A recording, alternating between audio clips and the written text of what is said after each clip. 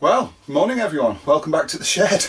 It's been quite a while, I think, since we've done this. I thought this morning I'd reacquaint myself with a camera and perhaps do a little kind of introductory video. It's been some time since I've sat in front of this camera, so I thought today I'd maybe just say hello and try and remind you all that I'm still here. Those of you that have followed the channel over the last 12 months. I think it was September time that I posted something online. I certainly haven't posted anything since then in terms of a video, and plenty has happened over those intervening months. So today, while I was waiting to decide what to build next for the magazine, I thought I'd say hello and show you what I've been working on in the last couple of months of this year and into last year, post National Championships, I guess. So hopefully you're all well. Hopefully you're getting into 2017 and all of the nonsense that's happening around us is not weighing too heavily on your collective minds.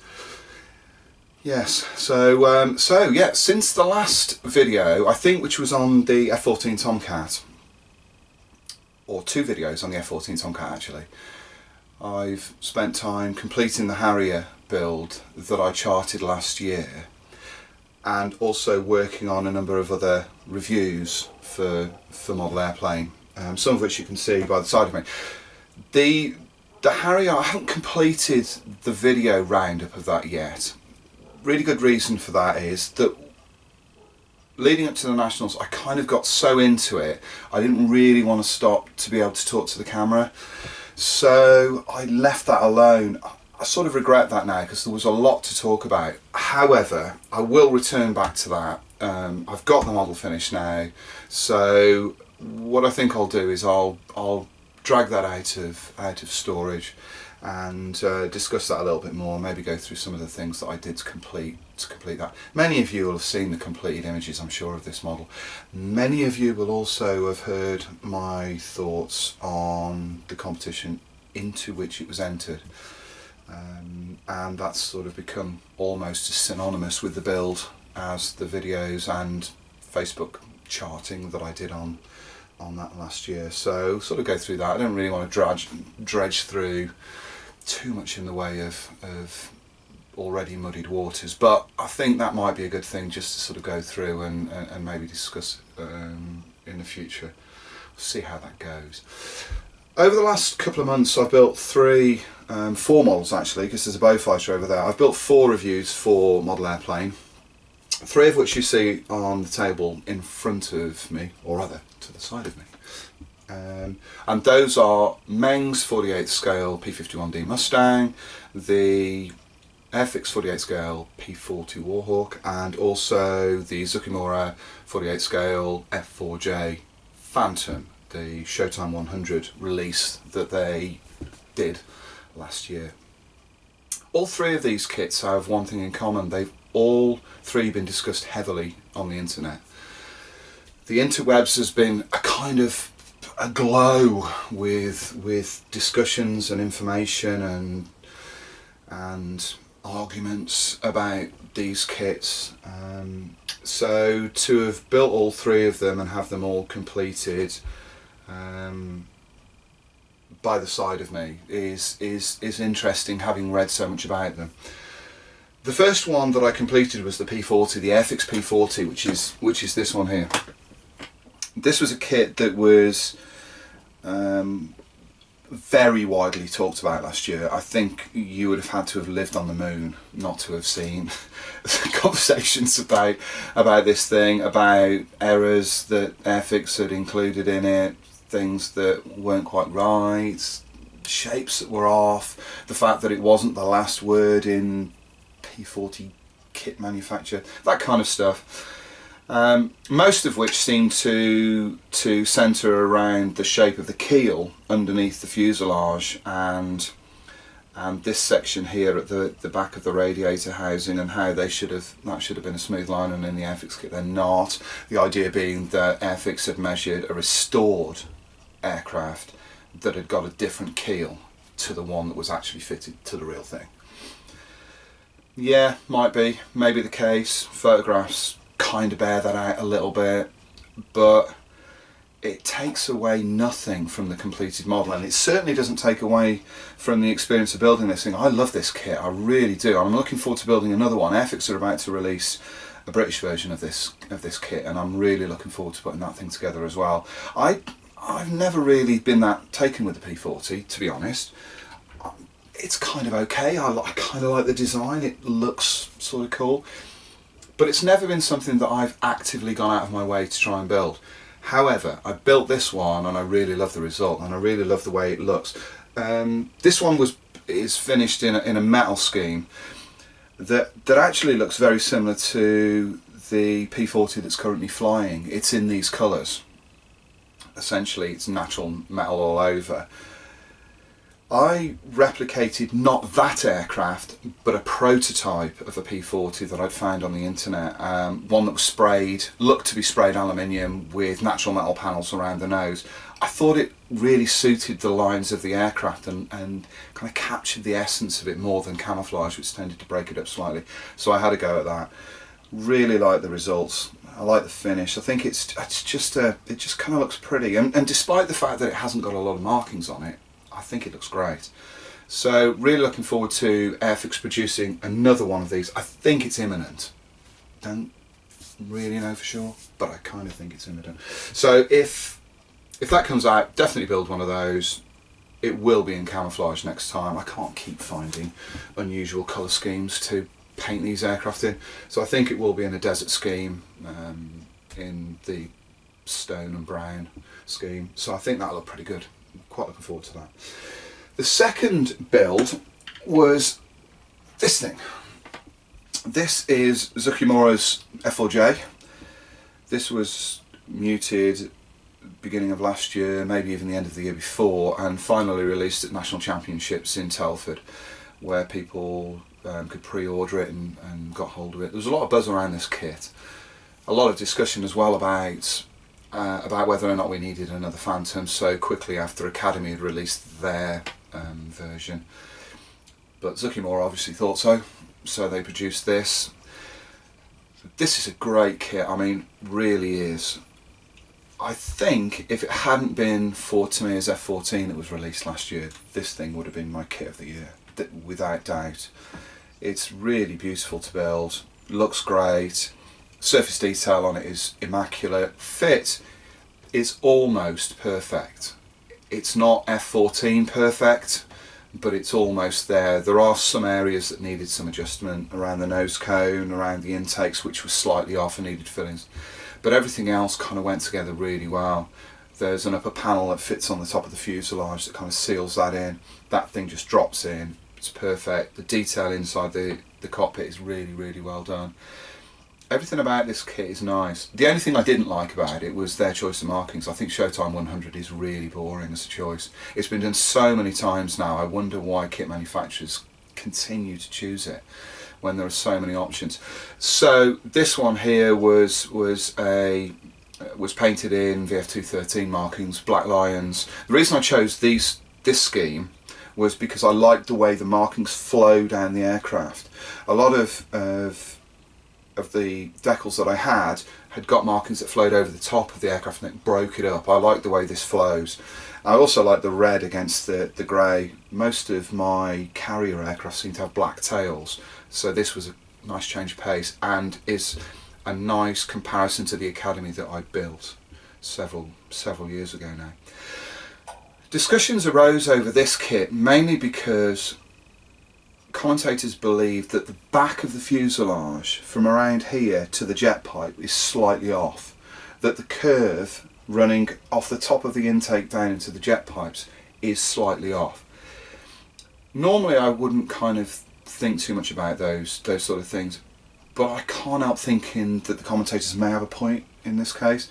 There is something slightly amiss around there, but I can't quite put my finger on what it is. It doesn't quite capture the way that looks blending into those jet pipes. Does it do anything to distract you from the rest of the model? Absolutely not. Once this is finished, this sits perfectly alongside Tamiya's F14. They look great together. They look almost as if they were made by the same manufacturer.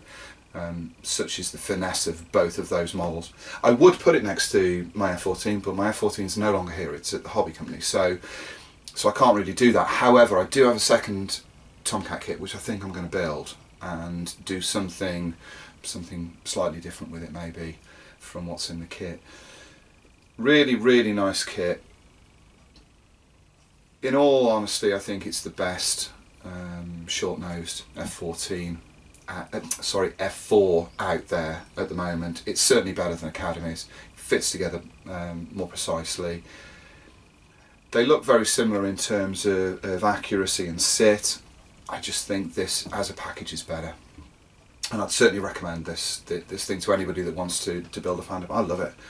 I think it's great, and I'm kind of looking forward to friends seeing this one. It's been hidden away for a while.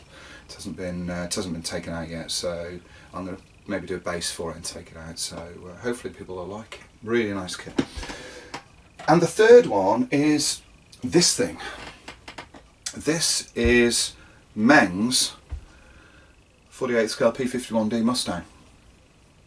Now, this is quite an unusual release, and certainly an unusual model, in that Meng are advertising and marketing this kit as a glue-free modelling kit. So you can build this thing without any adhesive, to a point. You can put the bulk of this model together without any glue. However, there are areas around this that need glue to secure them properly. And there are slight fit issues with this that stop it from being a perfectly acceptable snap together kit. Around the nose, upper cowling panel doesn't quite sit properly. Lower nose panel doesn't quite click into place properly. Upper section of the tail doesn't join and stay together. It joins really neatly, but it just opens up, so that needs some glue around there. Some of the locating pins and the sockets in which they fit are slightly ragged as well, so that means some adjustment is needed. Once that's done, however, the fit of this kit is almost perfect. It's really astonishing how well it goes together.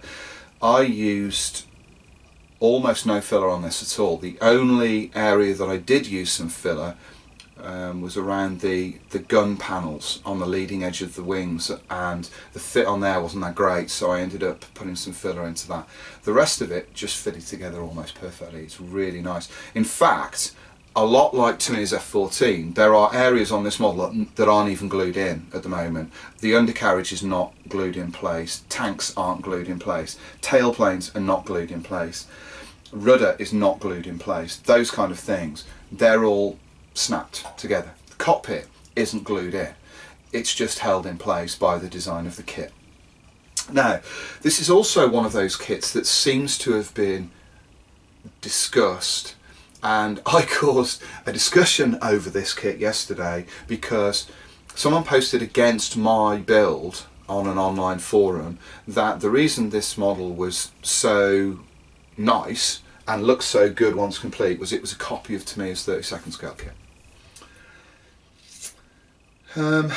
No, it really isn't.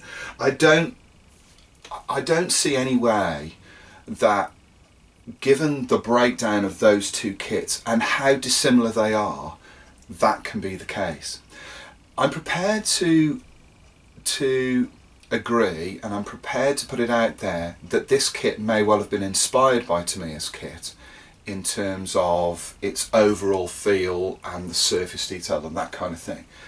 The idea that Meng grabbed a Tamiya kit and then used that as their only source of reference is just rubbish. Just rubbish. I cannot get my head around the idea that that's even been put out there. The argument is that there are idiosyncrasies on Tamiya's kit which also appear on this. That may well be true.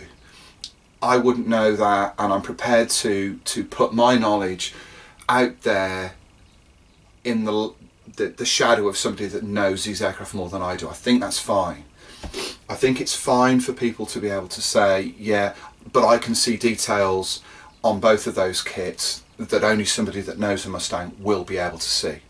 I'm prepared to put my hands up and admit that. That's fine. And if that is the case, then you know I'll bow down to greater knowledge than I have. But that doesn't mean that this kit is a copy of Tamiya's. The breakdown of this kit is so far removed from the way that Tamiya approached theirs that they may as well be different aircraft. This may as well be a Spitfire for all of the commonality of approach that those two kits have got. They just don't. They don't look the same. They're not broken down in the same way. The levels of detail aren't the same. Surface detail is similar, but there are areas on this that are just completely different, are a completely different mindset from the way that Tamiya approached theirs. So although the inspiration, I think, may well have been there, I don't think the idea of it being a copy has any legs at all. I genuinely don't. And if that gets me into bother and people think I'm just being some sort of crazy apologist for Meng models, so be it. It's not a copy. It may well have been inspired. They may well have had a Tamiya kit to hand and gone, yeah, that's quite a good idea. I like the way they've dealt with that. I like the way that they've created that part. That could simplify the way we've done that. That's fine. But that happens in all walks of life. That happens whether you're a chef, a musician, a footballer, a drummer, anything. People are going to be inspired by the way others do it. And if there is a kit out there that is already likely to be the final word on a particular aircraft in a particular scale, why wouldn't you have a look at it? Why wouldn't you think that was a good idea to use some of those design ideas in something that follows? That's just common sense. It makes no sense to me whatsoever to ignore it and try and dig a new path out of the field of model making just for the sake of it. If it's there, go for it, use it, you know, and see what that creates. As it stands, Meng's P-51D, the 48th kit, is probably the best 48 scale kit of this aircraft now. I don't think that's in dispute. I think that people, if they buy the kit today, will be very, very happy with that. There is a caveat to that though. That may well be short-lived in terms of which is the best 48 scale kit of this aircraft. The reason being is that the Airfix 48 scale kit is around the corner and will be released this year, and having seen and held the prototype of that model, I can say with some conviction that people are going to be absolutely stunned by the results. It looked to be incredible, and certainly looks to have more finesse than Meng's kit, and possibly more detail and features as well. I'm really looking forward to putting that thing together as well when it arrives sometime in the summer, and comparing the two side by side, if only so that I can build and paint a P-51 the way that I wanted to build and paint this one. I wrote in my blog, you can see the links to the blog on this YouTube channel. I wrote in my blog that initially I grabbed this kit and wanted to build it with putted wings. You may know that P-51s during the war had their wings smoothed over and all of the panel lines filled with stopper in order to improve airflow over the laminar flow wings that these aircraft were fitted with. It made them quicker. So I wanted to replicate that, which meant that they would have painted wings and natural metal fuselage, and I liked the contrast between the two. So that's what I decided I was going to do, and I bought a leading edge decal sheet to allow me to do something different, but still allow me to have that contrast. What then happened was that the decal sheet arrived, and the choices that allowed that option had black cockpits, the Canadian aircraft, and mine had a green cockpit, and all that was then left was for the aircraft that were on the sheet that had green cockpits were overall aluminium paint, which meant that the contrast that I could incorporate into the model and the finish that I put on the wings was kind of redundant. So I'm hoping that the The Airfix kit will allow me to do that and still and give me a model that gives me the contrast between the wings and the fuselage. Really hoping that happens. And so that may well involve me picking an American subject rather than going slightly off the beaten track and picking a Canadian one like I've done here. We'll see. We'll see how that works out. That's certainly in my mind, and having seen the kit and held it, I think that's a proposition that will be more than doable. It will of course mean that I've got to go through the process of filling and sanding those wings all over again, which is not doing my hands very much good at the moment. Last year when I was sanding the Harrier down for what seemed like 1,000 years, I really messed my hands up, and I've caused some tendon damage to them, which I've not really recovered from. So at the moment I'm trying to build kits that don't involve an awful lot of sanding on the surface. So Edward 72nd scale kits where I'm essentially just sticking them together and any seams are covered by panel lines, so I'm not having to do that. They're really messed up at the moment and they're really hurting, and also the damp is affecting them, certainly on my thumbs. Of course, it's not helped by the fact that I've started playing on my PlayStation again, but I'm really going to blame the sanding from last year. So those are the 3 models that I've built over the last few months. The plans for the next couple of months are still somewhat in transition. I've talked about this on my blog this morning and discussed how difficult I find it to pick a new model once I've finished one. I do it every single time. I think I put so much focus into what I build that I never plan beyond that. It's kind of like that idea that I can only store a certain amount of information in my head before I have to remove some to allow more to go in. It's the Homer Simpson kind of idea, really. And that's what's happened this time. I've finished the P-51 on Sunday, and now I'm kind of stuck and I don't really know what I want to do, whether I want to do a jet, whether I want to do piston aircraft or a tank. Well, I don't know. I really don't know what I'm going to do next. I might try and do something a little bit different. I'd like to do something small and detailed rather than something that's a bit bigger than these things here. However, I do have a 32nd scale F-14 Tomcat that needs to be built, which I requested to go with the build that I did of the Tamiya 48 scale one. So all of those best laid plans and all of that, don't really know, to be honest. So I hope that you enjoy seeing my nonsense on YouTube once more, and this kind of video, and that you've missed it enough to want to take a look, kind of thing. I've had a few people request new videos, so I thought I'd better break the duck a little bit and come back in front of the camera. So I hope you've sort of enjoyed this little introduction. It's not anything highbrow, it's just a roundup really, so you know, feel free to squash the dislike button if you're so inclined. In the meantime, I'll hope to do something next week and maybe try and create something that's a little bit more interesting, a bit more fascinating, that gives you an indication of my plans for the coming few months. I'll point you in the direction of my blog. That's becoming a rolling daily update now. I hope that I write better than I said that. That was awful.